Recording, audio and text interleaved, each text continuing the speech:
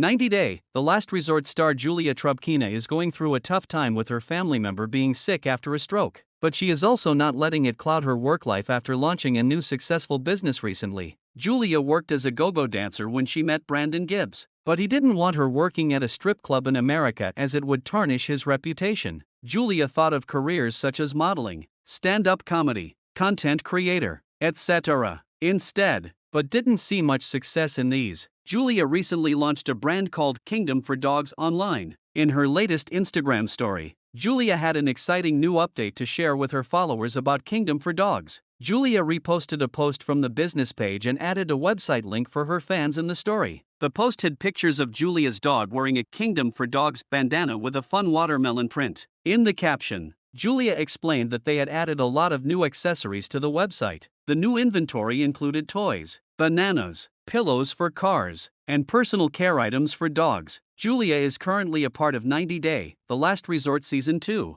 Julia and Brandon were last seen in 90 Day Fiancé, Happily Ever After? Season 7, followed by a few episodes of the previous season of 90 Day Diaries. Julia and Brandon seemed to be facing ups and downs in their relationship during the years they were not on TV, but they made sure they were only teasing the problems and not confirming anything, keeping fans guessing about whether everything was all right. Julia may have seen this as a social media strategy to keep her followers invested in her content and keep up the engagement rate. Julia hadn't been able to leverage her social media like most other cast members. For instance, like Jasmine Pineda, who has become a brand ambassador for a major brand and also collaborates with other businesses. Jasmine also makes an income on platforms such as Cameo and OnlyFans. However, Julia could only crack the code 5 years after she came to the US. The fact that Julia did not have work had affected her marriage too. While Brandon didn't want Julia working in a club, he wanted Julia to have a job. Although he hasn't publicly cheered for her new business, Brandon seems to be helping Julia out.